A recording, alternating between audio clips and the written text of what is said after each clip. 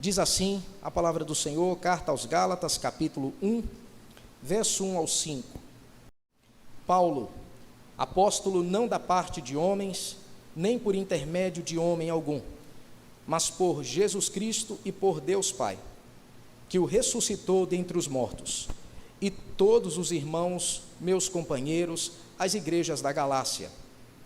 Graça a vós outros e paz da parte de Deus, nosso Pai, e do nosso Senhor Jesus Cristo, o qual se entregou a si mesmo pelos nossos pecados, para nos desarraigar deste mundo perverso, segundo a vontade de nosso Deus e Pai, a quem seja a glória pelos séculos dos séculos.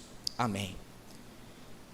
Pai, essa é a tua palavra, esse é o teu evangelho, escrito através das mãos do apóstolo Paulo, e rogamos ao Senhor que no nome de Jesus o Senhor esteja nos direcionando, nesse momento que os nossos olhos, ouvidos e principalmente corações estão atentos à tua palavra. Rogamos a ti que pela tua misericórdia, pela intervenção do teu Espírito Santo, tu estejas derramando da tua unção sobre a minha vida para ensinar aos meus irmãos e irmãs, mas essa mesma unção venha sobre o teu povo, abrindo o entendimento deles, trazendo esclarecimento às suas mentes e aplicando essa palavra aos seus corações. De tal modo, ó Pai, que possamos não apenas entender a tua palavra, mas estarmos dispostos a obedecê-la para o louvor da tua glória. Entregamos as nossas vidas em tuas mãos e desde já agradecemos ao Senhor no nome de Jesus. Amém. Porque Paulo, já no verso 1, ele diz: Paulo, apóstolo, não da parte de homens, nem por intermédio de homem algum, mas por Jesus Cristo e por Deus Pai, que o ressuscitou dentre os mortos. Paulo está fazendo uma defesa do seu apostolado, do seu ministério.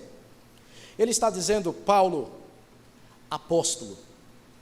É interessante porque a palavra apóstolo significa enviado. A tradução da palavra apóstolo é enviado, comissionado, dirigido para cumprir uma missão. Foi isso que o apóstolo Paulo está querendo dizer, ou é isso que ele está querendo dizer quando ele diz Paulo, apóstolo, comissionado, enviado para uma missão.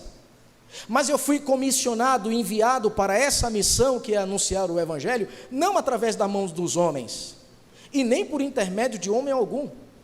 A igreja em Jerusalém não se reuniu sobre mim e orou por mim para que o apostolado viesse sobre mim.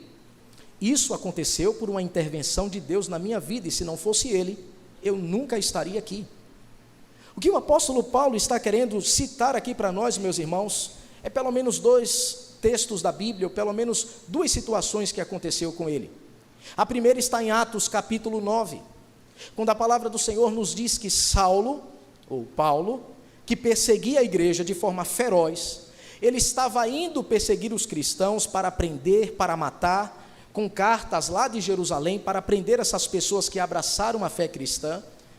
Ele está indo nessa direção, como diz o autor do livro de Atos, que é Lucas, respirando ameaças de morte, com raiva, nesse caminho, no caminho chamado Damasco, numa estrada chamada de Damasco.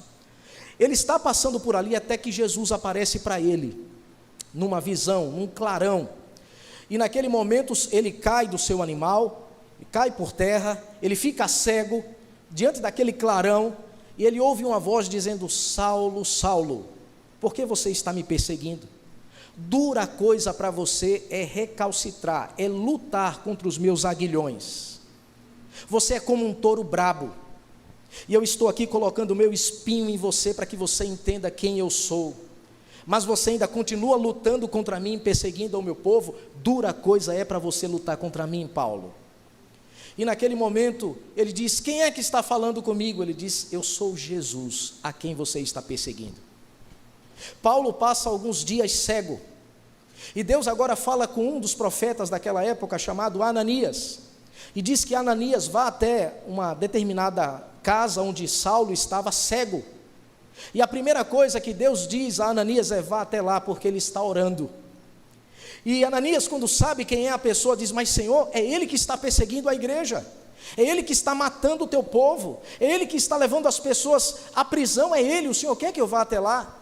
A palavra de Deus para Ananias é: vá, porque eu vou mostrar para ele o quanto ele deve sofrer por amor ao meu nome. E ali começa a conversão, o chamado de Saulo. Em Atos, no capítulo 13, ele agora já crente, já mais maduro na fé, está numa reunião de oração na igreja de Antioquia, e naquela igreja, naquela reunião de oração, o Espírito Santo diz: separem para mim Paulo e Barnabé para a obra que eu tenho chamado eles. E eles saem, como eu já disse, na sua primeira viagem missionária, e é a partir daí que o ministério de Paulo começa a ser esse ministério que nós conhecemos na palavra de Deus.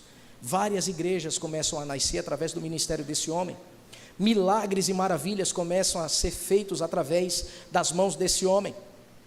O que Paulo está dizendo: olha, não foi homem nenhum que me chamou para anunciar o evangelho, eu era ímpio, como ele diz na sua carta a Timóteo, eu era o pior dos pecadores, eu era um assassino, mas Deus, na sua graça e na sua misericórdia, Ele me chamou para que eu pudesse anunciar o evangelho, e foi Ele que me deu esse apostolado, foi Ele que me comissionou para que eu pudesse anunciar a palavra de Deus.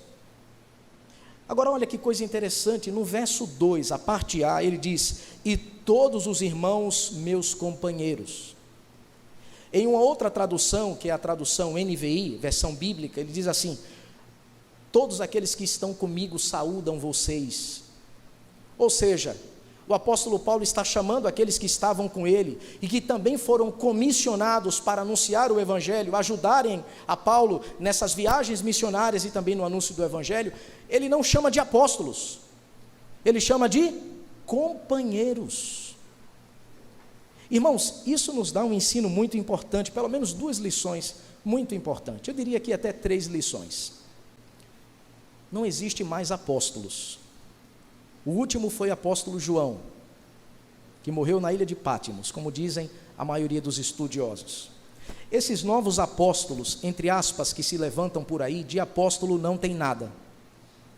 E se eles fossem de fato apóstolos, todos os livros que ele estivessem escrevendo, deveriam agora entrar aqui na Bíblia, porque eram inspirados por Deus. Mas eles não são apóstolos. Eles não fazem mortos ressuscitarem, ou qualquer outra coisa que os apóstolos que foram chamados pelo próprio Senhor Jesus Cristo fizeram, porque os 12 foram chamados enquanto Jesus ainda estava vivo, no seu ministério. Paulo foi chamado para ser apóstolo quando o próprio Senhor Jesus chamou Paulo da mesma forma que chamou os outros 12, sendo que agora Jesus estava ressurreto. Por isso que não existe mais apóstolos. Eu sei que existe uma infinidade de homens e de mulheres se auto-intitulando apóstolos. Mentira. Augusto Nicodemos, em seu livro sobre apóstolos, ele diz uma frase que eu acho interessante. Ele diz: apóstolo bom é apóstolo morto. Ou seja, os apóstolos que de fato eram apóstolos já morreram todos.